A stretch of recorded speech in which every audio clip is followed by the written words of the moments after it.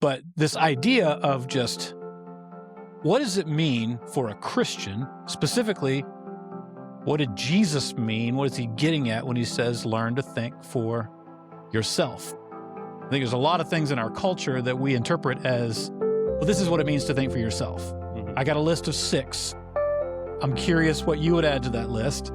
And then how can we do some, what are some practical things that we can do, anybody can do, to sort of cultivate a mindset of thinking for ourselves that is going to help us in our faith, that's going to align with how to go about putting some feet on what Jesus is teaching, as well as just other areas of life.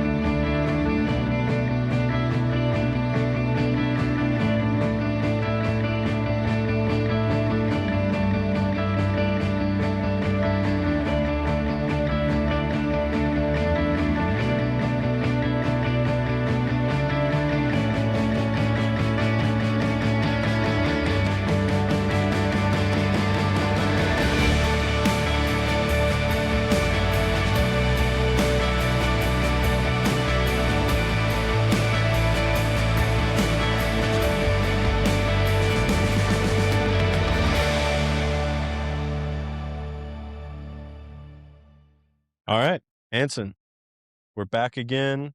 We survived the Oh man, we ice, did. wintry storm, whatever Yeah. it was. Yeah. If you're in the area, you probably experienced some of that.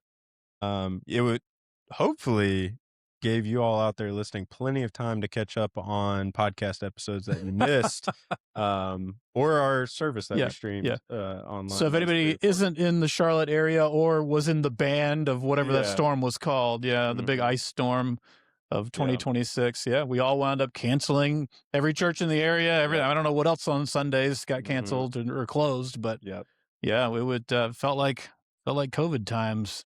Yeah, and it's still, I mean, just in North Carolina, any ounce of winter weather is going to have an impact way longer than probably most states. All the melting and refreezing and melting and refreezing. Yes, when I went to Caribou to get my coffee, there was not a seat in the house filled with teenagers because Charlotte Mecklenburg schools are doing school online. Yep. And they all decided to go to Caribou and do school together. So. Yeah, because I'm sure they're doing school. Yeah, right. Yes, of course. Yeah, we're learning. It's it's different. Yeah. But we spent most of, what was it? I guess Sunday. And then into Monday, pulled out. So we were in Chicago 13 years, so we still have some sleds up in the attic from our days up north. So I got up in the attic, pulled down the sleds, and my boys and I spent a long time there's a across the street from us, there's a pretty good hill. And we put in the hours. That's awesome. Sledding Sunday and Monday. So. Yeah. See, we don't have kids yet, so we just stayed inside and did nothing. We watched our neighbors' kids play outside. They had like an inner tube and they pulled. So that was cute. Yeah. No, it was fun to sled. Haven't done that since we moved here. Yeah. So this is the first time I've lived in a neighborhood. And so getting snowed in or iced in and having people you could just walk to their house. Yeah. I was like, this is awesome. Oh, yeah. Why didn't I have this growing up? Well, because you're Mr. Community. So it was like, hey, everyone's here. Yeah. I was like, let's get some board games going. Let's pull out the Blackstones, do a little hibachi out on the front porch. Yeah. We had our neighbors across the street came over, I think it was Sunday night. Nice. We got to hang out with them, so that was good. That's awesome. Yeah. So there's benefits, to being snowed in. There are benefits to being snowed in. My youngest, he's 11, has been begging to watch the Lord of the Rings trilogy. Nice. So we've been holding off because his mom doesn't like the idea of him watching all the orcs and all that stuff and having nightmares. But we all persuaded her. And so we watched 2 nights in a row. We watched Fellowship of the Ring and then the extended edition, the 4-hour version of Two Towers. Wow. And Return of the King. We might be watching it tonight. Yeah. Or sometime here soon. So that's awesome. They're great. I don't mind rewatching them at all. No. I'm trying to talk Haley into watching them. That's just not really her her She cup of hasn't seen them? tea. No. Okay. But she's not really into the whole, like, fantasy, Yeah. like, They're so great. dragons and Yeah. all that type, but they are great movies. Yeah. Two Towers is probably my favorite. Really? Yeah, Yeah. I think so. Battle of Helm's Deep Yeah. just is incredible. Yeah. So There's a lot of good stuff. I like the trees. Treebeard, and they all come out and they're flooding Isengard. It's great.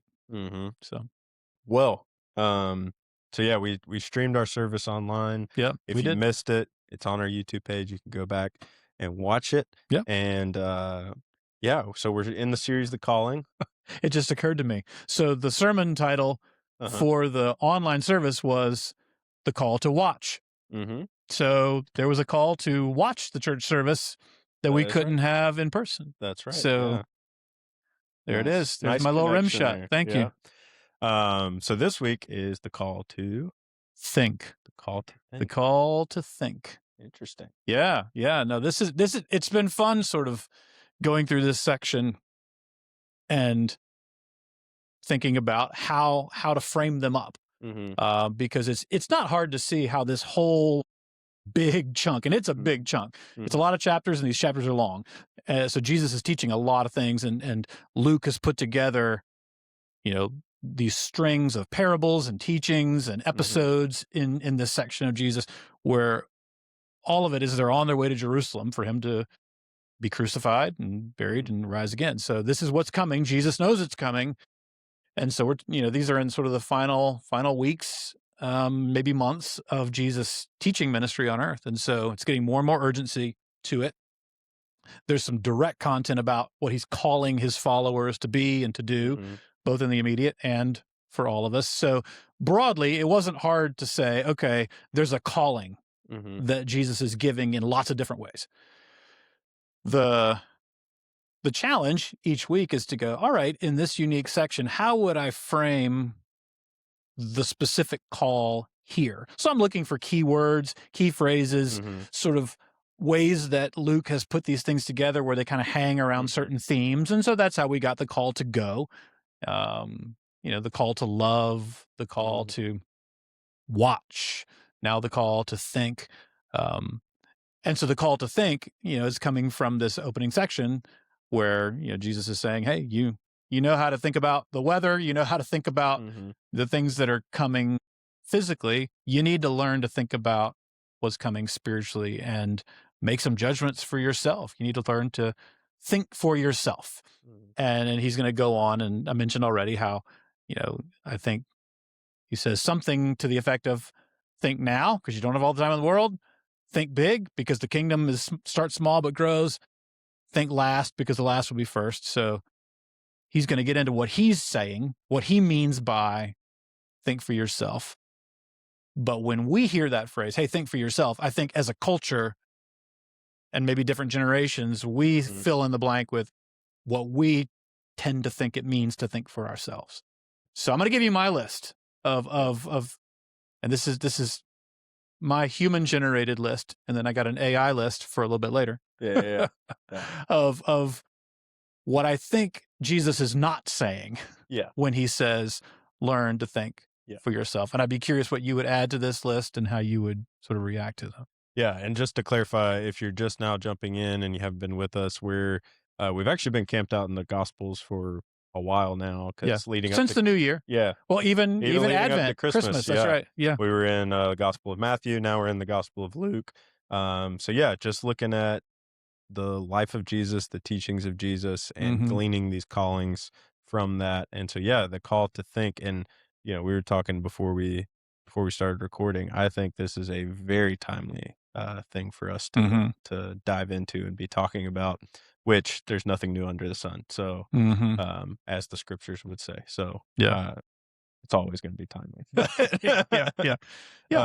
there's just particular conversations happening in our culture that I think this is very, very applicable to. Yeah, so I think so too. And I think it's a relevant question that a lot of us, whether or not we put it in so many words, we're wondering how to think. How do we think about the world around us? How do we think about politics? How do we think about the culture, and culture wars? How do we think about all these things that are happening globally? How do we think about AI? How do we think about our responsibilities, as husbands or fathers or mothers or children or siblings and all these things. So Yeah, I think especially my generation, Gen Z, is yeah, for sure asking those questions of yeah, how do it. I was listening to a podcast and they were talking about the younger generation is kind of getting on social media as a way to say help me process this thing that mm-hmm, just happened. So it's like yeah, they're almost turning to content that's out there to mm-hmm, help them think. yeah, Um, so yeah, I think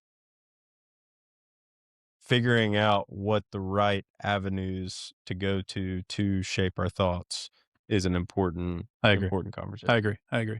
So I got 6 things I think Jesus is not saying. First is this: I don't think he means to think for yourself means to be completely individualistic. Mm. So, like, I think for myself, so I'm forging my own path. Yeah, yeah, yeah. You know, Mhm, if I'm thinking about my faith in Christianity, I'm not going to go down, the path of Christianity and let you know the church tell me what to do, or Christians tell me what to do, or even Jesus tell me what to do. I'm going to come up with my own truth. I'm going to be individualistic and find my own unique path. I don't think that's what Jesus means when he says learn to mhm, think for yourself, to sort of explore your individuality and your uniqueness and find your own unique path that no one else has ever traveled mhm. before. I don't think that's what it means to think for ourselves. Yeah, and I think that's consistent with what we see in, like, the Proverbs, for example, Mhm. like, um, there's wisdom and an abundance of, wise counsel, Yeah. and, yeah, I think if you go out trying to chart your own path and you're on a whole thing of, like, "Well, no one's ever said this or thought this before, and I'm charting my own way," I think you'll have a lot of blind spots, but you'll also, um, you have the danger of running into a lot of ditches along the way that could have been prevented if you would have Yeah. included the input and counsel Yeah. of others. I agree. And despite all of that, I think there's a strong instinct, at least in our culture and probably just in human nature, to define thinking for ourselves that way, Mhm, to go our own unique path. And I think some personality types, one of my favorite sort of personality type assessments is the Enneagram. There's, divides into 9 types. So one of those types, type 4, is right in this. There's a human wiring that's particularly strong in some of us mhm, toward individual unique expression. mm, And when we hear the phrase think for myself, that's the go-to is mm, like, to pioneer that path. So I think that's a very real pull for a mhm, lot of us, but I think it's one to sort of check, you mhm, know, and say, okay, to think for myself doesn't mean to reject every path and and yeah, and find my own unique way. So I think that's one. mhm, Another one, I don't think it means to be a contrarian. Like to think for myself means I'm finding fault with everything. mm, And I think that's a certain impulse that mhm, that some of us have as well, that no matter what idea comes to the surface, mhm, I oppose it just out of principle. yeah, yeah, I don't think that's thinking for myself. mhm, yeah. Yeah, just the instinct of just, like, what the right word is, like, negativity towards any, like, new idea or Yeah. new thought or, Almost just for negativity's sake. yeah, and Yeah. I actually think that's linked to the first one. I Yeah. think the highly individualistic, like, I'm gonna think for myself in the sense of, like, I'm not gonna be influenced by Yeah. other thoughts and ideas can lead to Yeah. this just rejection of, like, everything, and Yeah. I'm gonna go my own way instead. Yeah. I think the former has a little bit more of a positive motivation behind it, like Mhm. the go my Yeah. own Yeah. way, whereas the contrarian has a little bit more of a negative motivation behind it. Like, Mhm. I'm not that. Yeah. I'm not that. I'm not that. I'm not that. I'm that. Well, what are you? I don't know, but I'm not that. Mhm. And so, but I think that's, again, I think it's in all of us to some degree, and I think it's in some of us to a stronger degree. Yeah. And we almost take pride in our contrarianism. Yeah. Or our uniqueness in our Yeah. ideas or Yeah. thoughts. I'm definitely guilty of that. if I have like a hot take that, Yeah. not that everybody shares, I am kind of like proud about it. So yeah, I get that. Nice. Yeah. Yeah, yeah, I like that. Uh, yeah, and I would agree with that too. Like we wanna be unique. Mm. We don't wanna be vanilla, right? We don't wanna Right. blend in with the crowd. I don't think any of these are like, cardinal sins, Right. you know what I Right. mean? But I do think they can become our definition of thinking for ourselves and cause us to tune out what I think the heart of what Jesus is getting at, and also just the heart of what's being a healthy human being, which Mhm. those two things kind of go together. Mhm. Yep. What Jesus is teaching is the healthiest Yeah. way to be It is as a human how to being. flourish as a Yeah, human being. yeah, yeah. Yes. So Yeah. Christianity is not opposed to human flourishing. I Correct. think it's absolutely the way It's to necessary for it. Yeah. necessary for human flourishing. That not that we're ever going to fully accomplish it until eternity, but it is the way, the truth, and the life, Yep. like Jesus said. So those are the first two. I don't think it's being individualistic. I don't think it's being contrarian. I don't think it's being independent, meaning I have to come up to my own conclusions without the input of others. Mhm. So I don't want to listen to anybody else. I want to come up with my own individual conclusions, independent Mhm. of influences around me.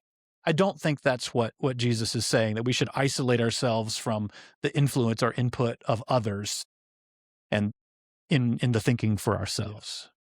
Yeah, I don't think so either, and I don't even know if that's possible. Right. Like, I don't even know if it's possible to you may try and communicate that you've come to conclusions, like, Yeah. independently and all on your Yeah. own, but, I mean, we're all Yeah. molded and shaped by, uh, what we give our attention to, Yeah. and that could be a number of different things. It could be just simply creation and nature can influence our thinking and ideas and thoughts. So I, it's really hard to come to a place where you're, Yeah. yeah, completely independent. Yeah. I think I think this one hits for me Mm, personally, because I think there's part of me that wants to form my own independent thoughts. Um, and I mean, I'm not so naive as to think my thoughts aren't influenced mhm, by the input of all kinds of mhm, influencers, mhm, starting with my parents and my mhm. upbringing and the culture around Yeah. me where I grew up and the elementary school I went to and the church I grew up at and the friends that I had, all the way through to what are the news sources I'm reading. I mean, so I get that. I get Mhm, there are inputs and influences everywhere. Um, but I do, I want to form independent thoughts, I guess, to the extent that I can. mm, Um, but if that becomes a driver, like a driving force that says, I'm going to reject, mhm, um, or try actively not to be influenced by good sources of information, mhm. well, that's just not going to be that's not a good way to go. Yeah. Like to allow that desire for independence to drive me to reject good sources of input Mhm. would be not following, I don't think, what Jesus is saying. Yeah. Yeah. That's helpful because I do think different personality types, like, people probably resonate with what you're saying, and I feel like I'm a personality that, like, whenever I'm trying to think through and process something, I wanna go process it externally as Mhm. fast as possible because it Mhm. helps me get clear in my own head, like, Mhm. talking about it with other people. Um, so yeah, I think and that can probably be a fault, Yeah. you know, Yeah. at if it goes too far to where you're not taking any time to think independently and you're Yeah. just going off of whatever everyone else is telling you, like, that can be an issue too. So, Yeah. there probably is different personality types have a draw towards one or the other. For sure. I mean, and even just sticking with the Enneagram. So I'm an Enneagram type 3, and one of the typical drivers for a type 3 is when faced with a problem or an issue or a question, I turn inward to figure it out. Whereas a type 5 would do the exact opposite. When they're faced with a challenge or a problem or a solution, they're going to turn outward and research it. So they're going to read all the information they can get. They're going to gather as much as they can understand to be as informed as possible, because that, for a type 5, is how to make a good decision. I do the exact opposite. I would go inward and try to figure it out. Well, how can I understand this situation? Or what do I think is going on? How do I perceive it? And I'm looking inward to my own ability to think it through, to process it through. And that's the way I want to come to a conclusion. Now, both of those on the extremes, in the absence of the other, is imbalanced. But 100%, I will default first to, before I go research something, I'm going to try to figure it out. I mean, and maybe a simplistic way is like, I'm not going to read the instruction manual. I'm just going to figure out how to put this thing together, Yeah. Whereas somebody else is going to read. Now, ironically, I'm an instruction manual guy. So if it comes to hanging a ceiling fan, like I spent some of our Frozen weekend doing with my son, George, who's very helpful because he's taller than I am and got better balance than I do. So he's up on the top of the ladder doing the high work. But yeah, when it comes to those sorts of things, I'm an instruction manual guy, but that kind of goes against my nature for other things. But anyway, I don't think independence is the idea of thinking for ourselves. Independence meaning rejecting good sources of input or information. Yeah, that makes sense. Now that we've teased it out more, I feel like I'm understanding more of what you're getting at. And because I think that's a very real thing. And I think, at the heart of what Jesus is teaching, like, he's wanting people to hear his message, like hear the gospel that he's bringing. And that gospel, while simple, he came to give his life for the forgiveness of our sins so that we can be reconciled with God. While that's a simple message, it works itself out in 1,000 different ways, and partly why I think the Gospels are so long, because even in Jesus' teaching, he teased it out and applied it in so many different situations through parables and teachings and situations. He's not saying, like, he wants us to hear and follow, right? To be dependent on him, but not to do it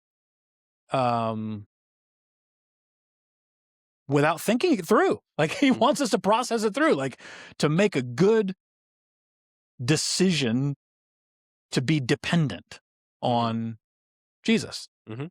So I think for ourselves, think it through.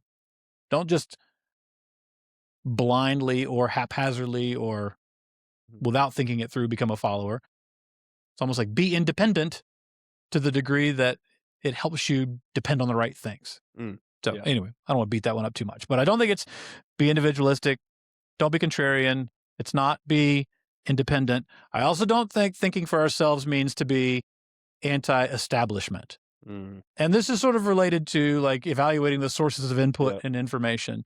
There's a certain kind, especially in our cultural moment, there's a certain type of thinking for ourselves that says, if it's mainstream media, if it's institutional information, I reject it. Yeah, it's polluted or it's corrupt. Or that's exactly right. There's a conspiracy, behind it to keep us down, to keep us from thinking for ourselves. So I hear it all the time, like the government doesn't want us to think for ourselves, or, the other political party doesn't want us to think for ourselves, or the Russians don't want to, whatever it is, or just them out there somewhere, they don't want us thinking for ourselves. Therefore, I reject any sort of institutional knowledge, the whole medical establishment, and or churches. Or church is an institution, right? So I'm going to reject anything that comes from the institutional church. But I'll, consume if it's anti-establishment, well, then that's my source. Like I'm going to go to that. And so I'll believe all sorts of crazy things that I'm believing it just because it's anti-establishment. In my opinion, that's not thinking for yourself. That's letting somebody else do your thinking for you. but you've allowed them to do that just because they're opposed to the thing that you're suspicious of. Mm-hmm. And I think again, I think most of us do that to some degree. And I mean, who knows? I mean, there are things that we don't know that, Mm-hmm. I'm sure the government knows a lot of things. Yeah. I know they do. Yeah. That I don't know and shouldn't know and will never know. I'm more okay with that than some other people are. But I don't think being anti-establishment is what Jesus meant when Mm-hmm. he said, I don't think he was saying reject all institutional knowledge and think for yourself. Yeah. And I think, the whole anti-establishment and distrust of organizations, institutions, it almost feels like that's not as big as it was maybe a couple years ago, but it still is there. I Depends on your social media feed. It probably, yeah, you're right. And I don't know, there's, some good that came from that, Yeah. I do think it's healthy for us to acknowledge, Mhm. yeah, the sources we're consuming are not Yeah. infallible, they're not perfect, Yeah. there probably is some, because we're human, Yeah. we're broken, there's probably is some Yeah. level of corruption and pollution and Yeah. most things, and we would say that as the church. Because we're a community of broken, Yeah. sinful humans, there is always going to be things that are wrong Mhm. or that cause issues, that cause relational strife. That will always be present in the church just because of what the church is. It's a Yeah. hospital for the sick, not a Yeah. It's uh, not a museum for the yeah, perfect. yeah, Yeah. yeah. And so to some extent that's healthy. But if you just have this blanket distrust of anything institution, anything establishment, it you fall into your own tribe Yeah. of the people that think that way. Yeah. And then I don't know, maybe eventually that becomes an Yeah. institution and Yeah. establishment. Well, I think Jesus modeled this well for us. I mean, we've seen it all through the Gospels. He's criticizing the institution that the Jewish Mhm. faith had become. Mhm. Does that mean it was all bad? No. In the same breath, Jesus said, I didn't come to abolish the Old Testament law. I came to fulfill it, Mhm. every single letter of it. Mhm. Um, but he was critical of the way that it had been institutionalized, applied. Mhm. And so he's not throwing the baby out with the bathwater. He's not condemning the whole establishment Mhm. carte blanche. No, he's in a healthy way, being healthily critical of what needed to be criticized while acknowledging, bringing to the forward, submitting to Mhm. what was good and right in that. And I think it's what we're all called to do. Like Mhm. in every generation, we have the certain institutions and establishments that got us to where we are. Are they perfect? No, it's a Mhm. broken, fallen world. We should think. I think thinking for ourselves. Yeah, we should try to take in various sources of information. I talk about news sources from time to time. I think we should intentionally consume news from more than one point of view. Mhm. If we only ever, listen to one side, well, that's not we're taking away our ability to think for ourselves. Mhm. Um, so yeah, am I saying only listen to mainstream media? No. Am I saying only listen to sort of newer media? No. I think and then different forms of newer media and even different forms of mainstream media. I mean, Mhm. there's a lot of complexity, right? But Mhm. we give ourselves the opportunity to think for ourselves when we solicit Yeah. input from various sides and not Mhm. just one sort of echo chamber. Um, but so there's a lot of tangents to this piece of the conversation. Mhm. But at the heart of it, I don't think Jesus is saying, "Hey, think for yourself," by being anti-establishment and mistrusting every institution. You know, Mhm. carte blanche. Yeah.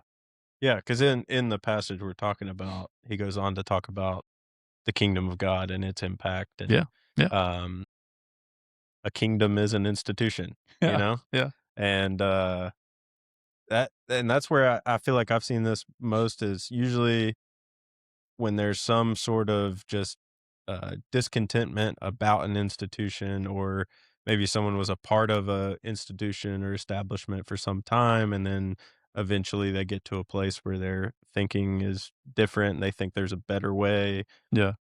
Usually I've seen it happen where they'll then this new establishment or Yeah. movement starts, Yeah. and I actually think that's, like, a good thing for humanity because not all of us are wired the same. Yeah. We're God's created each of us with this uniqueness and Mhm. diversity, and so, like, yeah, not every institution or establishment is going to be the right fit for every person on the planet. Yeah. I think that's the human creativity and innovation that God's put in our hearts and minds to be able to carry humanity forward Yeah. is kind of, I think you need both. I think you need, like, the creativity of not just tearing down institutions and establishments altogether, but new ones being birthed, but also renovation of existing ones and, Yeah. like, trying to find the good Yeah. in everything. And yeah, as far as, like, how we think, getting a diversity of sources of where we get information, I Sure. think is really big. But Yeah. also not letting establishments and institutions, I guess, be the main place you go to get Yeah. information or to form your thinking would also be something I would add on to that. What do you mean by that? Like, I was listening to a podcast and, they were saying the average church attender, church member, congregation member shows up on a Sunday morning for an hour to to worship, to Mhm. pray, to listen to God's word being taught. During the week, they're on a screen consuming some type of media. Average is 7 hours a day. Yeah. So you add that up over the other, Yeah. well, I guess 7 days, that's 49 to 1. 49 hours to 1. And, I just think that has a significant impact on how we're formed and shaped as human beings, and we need to flip that on its head. And I Mhm. remember reading a book a while ago called The Wisdom Pyramid, and the concept was, like, comparing, the food pyramid you grew Yeah. up with in, like, Yeah. health classes. It just got turned upside down.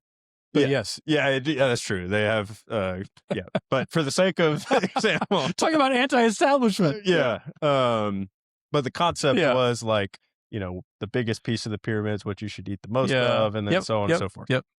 So, in this book, what he's saying is, for most of us currently, media and screens and all that is, like, Mhm. the biggest chunk of the pyramid, but in reality, what this is a Christian author, what he Mhm. argues is it should be scripture is that biggest block, Yeah. then it should be your church community, the Mhm. relationships you have, Mhm. um, and then, there were other things like, just reading books in general, uh, beauty and art, so, like, Mhm. music and, things like that, and Mhm. then at the very top, the smallest part of the pyramid should be media and screens, Yeah. and he just made the argument about, because of the way media is designed, where these companies are trying to turn a profit, Mhm. they're going to put whatever they can in front of your face to keep you on the screen as long as possible so Mhm. that you will see more ads so they Yeah. can make more revenue from the ads. Yep.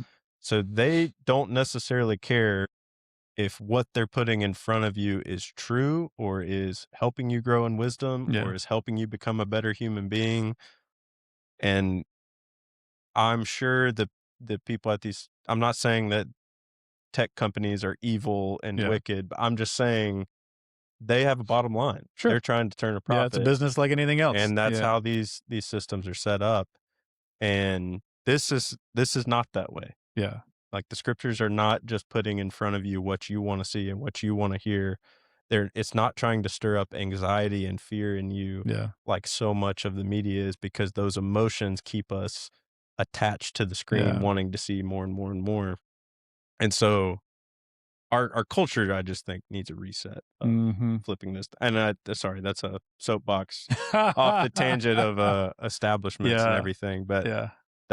reading that book has stuck with me because I think it's Yeah. so true, and I see it played out in people that I love and care about, like, Mhm.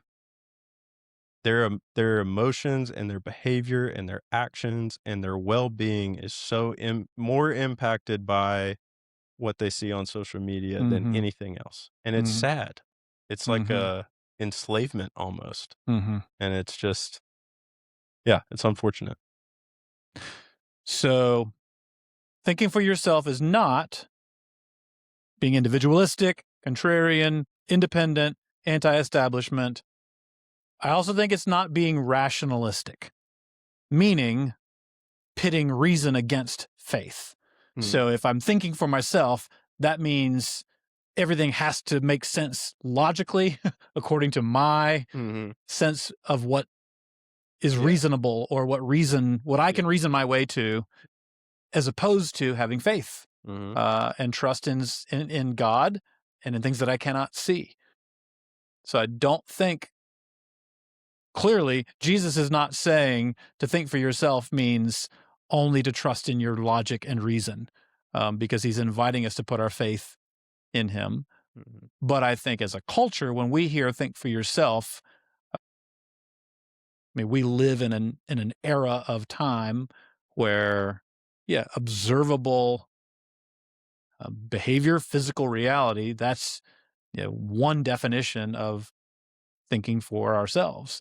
mhm, And I just don't think that's what Jesus is saying. I don't think he's saying, you yeah, know, mistrust what you cannot see, don't have faith, mhm. only trust reason. Yeah, like, we should we need to have a category for mystery Yeah, and be okay with it, yeah, because I actually think mystery creates opportunities for you to grow in wisdom, yeah, and I guess that's a good distinction to make is, like, I feel like our world thirsts for knowledge a lot in the sense yeah. of we wanna know what's happening, we wanna know what's going on, we wanna know all the facts, we wanna know, who all's involved. Oh, and maybe because of that, we miss out on opportunities to grow in wisdom. And do we have the same thirst for wisdom Yeah. as we do for knowledge? Mm, And I feel like you have to have some level of mystery that you're wrestling with mhm. to grow in wisdom, Yeah. in my opinion. Wisdom lives in the mystery. Yeah. Mhm, That's good. Yeah. So it's, yeah, knowledge, reason, logic. That's certainly part of thinking for ourselves. Not saying mhm, it's not a part of the equation, mhm, but to pit that against faith and trust, mhm, I don't think that's what it means to think for ourselves. mhm. And then the last one, and this one is the murkiest of all of them. And you and I probably think about, certainly, I don't think probably, we do think about this differently. I'm Gen X, you're Gen Z. Mhm, Um, I don't think being anti AI mm, is necessarily what it means to think for ourselves. mhm. I mean, there's a logical one, right? Am I thinking for myself, or am I asking artificial intelligence to do my thinking for me? Yeah. Um, I struggle with that, Mhm, um, because in many ways I do pit those things against each other. mhm, And as somebody who, you know, my primary work is creating content, producing content for sermons and things that I write. Um, I wrestle with the role of AI in that, um, because, you know, at my core, I believe my calling is to think for myself, you mhm. know, and to not abdicate that role, and to try to do it in all these, avoiding all these other pitfalls, right? And I don't think it's being anti AI, but that's one that I have the most question about. And as a Mhm, Gen Xer, mhm. I'm more skeptical of AI than you are, probably, Yeah, as probably. a Gen Z. That's my opinion on it, is it's a tool Yeah, to use and not be used by it. yeah, So, if you become dependent on it, yeah, or if you use it to do your thinking for you, yeah, I don't think that's what it's for. yeah, I think it's a tool you can use to process your thoughts and yeah. think through things. It's yeah. So I think for me, where is that line? And I Mhm, think that's a hard question to answer. Like, where is the line of and I don't mean a moral line, like, Mhm. I just mean, like, as somebody who generates content for a living, like, Mhm. this is what I do. Like, Mhm. every week, a sermon is a new content drop, Yeah. right? And in my own thinking, like, you want to lean on the Holy Spirit. You want to have the discernment, that comes from Him, from God's Word, all the natural Mhm. and I guess supernatural tools that God has given. Certainly, I read commentaries and listen to other human beings who have studied and written and spoken on these various things. So all of those are classic tools in the toolbox, um, along with just critical thinking and processing and prayer and discernment and all those things. My own study and training.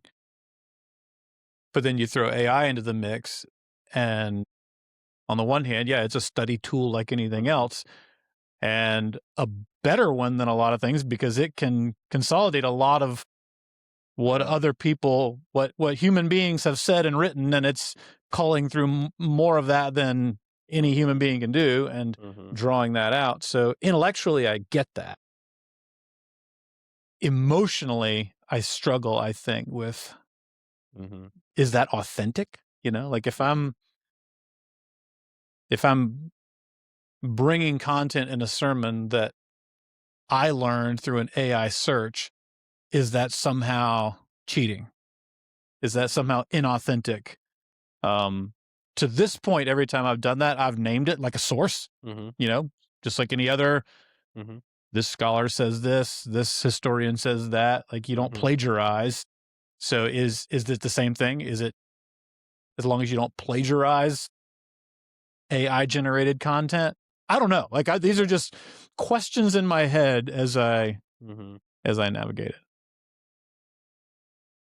I I have an opinion. I think I think we're all still navigating, Yeah, yeah, how to use it wisely. I think it is specifically with preaching. It's the beauty of preaching is that you have to wrestle with the text and it does something to you. yeah, So I think if AI is taking that out of the process and you're using it in a way that removes like the passage working into your heart as you're preparing it, that's when I think it's an issue. But if it's, hey, there's, you know, 50 different commentaries written on the Gospel of Luke, yeah, and I would like to know a summary of kind yeah, of what they all say about what Jesus means when he yeah, says, I'm coming to bring division and the yeah, sword, you know? I think that that's still, to me, that's part of wrestling through the text in a more time efficient yeah, manner. yeah. I can see that. And it can still work your way and, Hmm. work its way into your heart, but it's just using a tool to Yeah, make that quicker. yeah. Which in essence is what a good commentary does. Mhm. I mean, you've read enough commentaries. For anybody who doesn't know, so commentaries are just study books that Mhm. scholars and historians have written who have become experts in a book of the Bible. So there'll be a Mhm. commentary on Genesis, a commentary on Exodus, a commentary on Matthew, and then commentaries on sections of the Bible. So it's just scholarly works on books or sections of the Bible. Um, some really ambitious ones will have a whole commentary on the whole Bible, but like the ones that go in depth Mhm. take smaller sections. And the more recent the commentary, one of the expectations is they have done the research on reading all, if not close to all, of what has been written before about Mhm. the thing that they're writing on. So if I'm writing a commentary on Luke, Mhm. then part of my preparation for that is to read everything I can get my eyes on Yeah.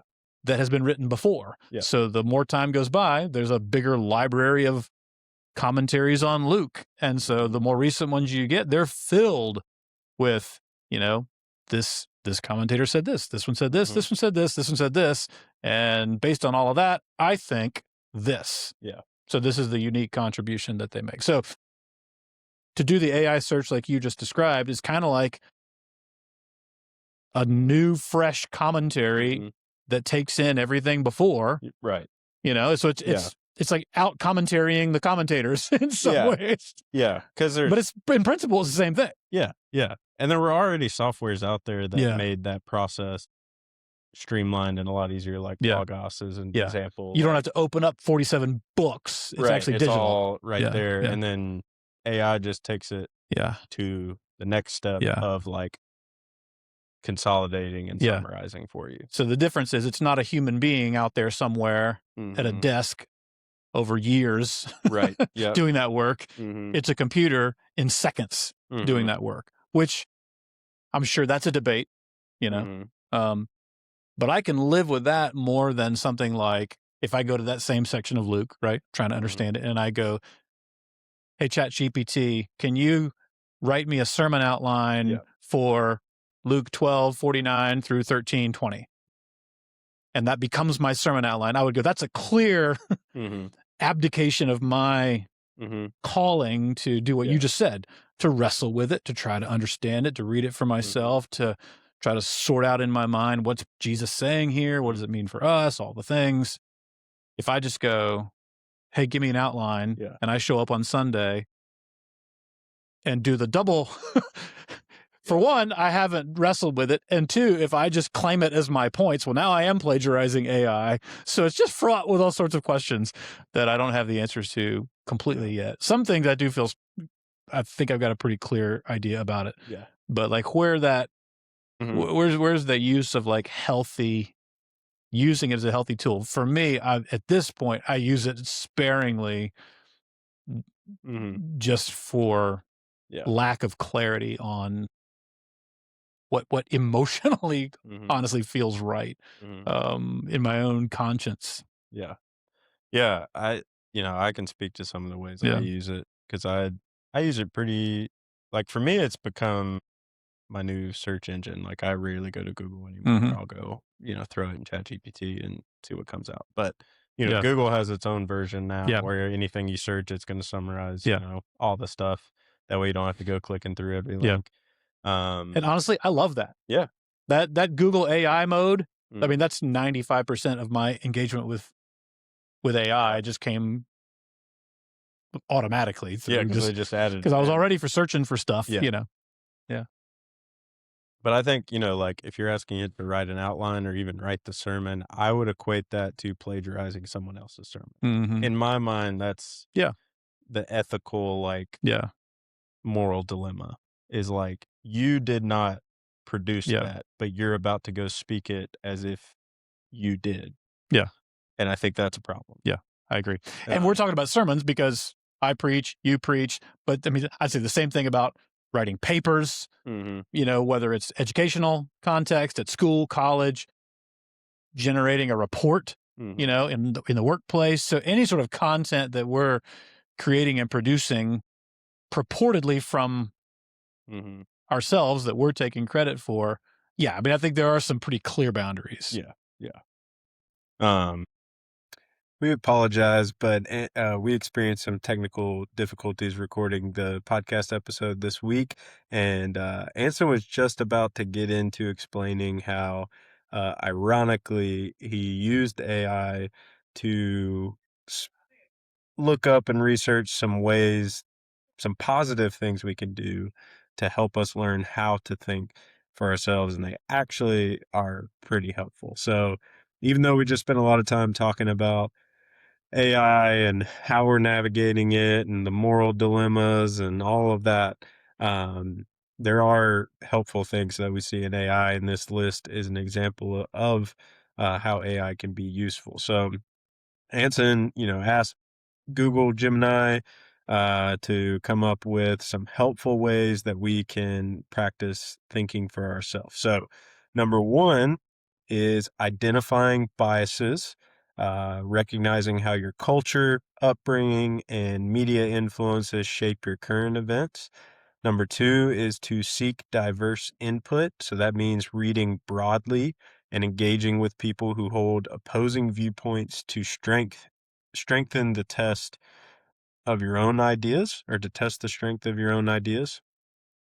And so that's a really important one. Don't just read, your the way you think and get confirmation bias, but read widely and read diverse sources. Number three, practice intellectual humility. I think this one's huge.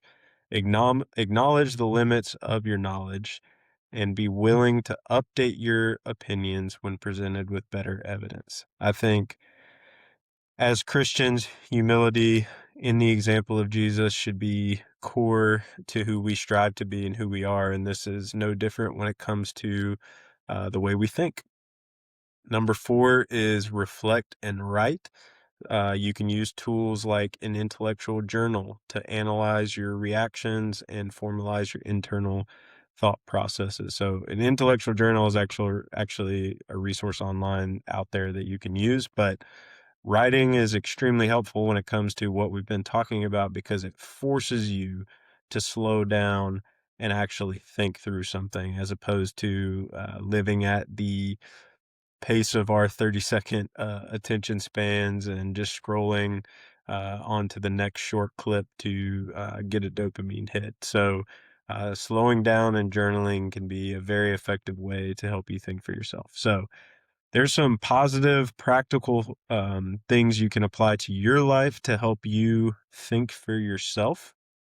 And as we mentioned at the beginning and throughout the conversation, the best place to start to learn how to think for yourself, to gain wisdom, is in the Bible because you were created by God and He's given His word to you to help you grow in love for Him, love for others, but also to grow in wisdom. And so make that a big part of your information diet, and I promise you will be better off for it.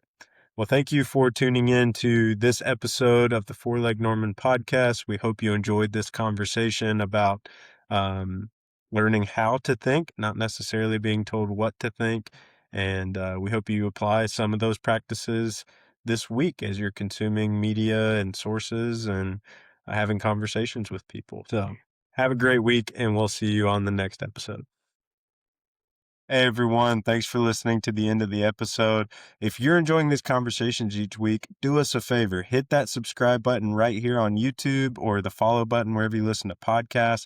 It's quick, it's free, it's easy, and it makes a huge difference in helping our podcast reach more people in the Lake Norman community. Thank you for supporting the Four Lake Norman podcast, and we hope you have a great week.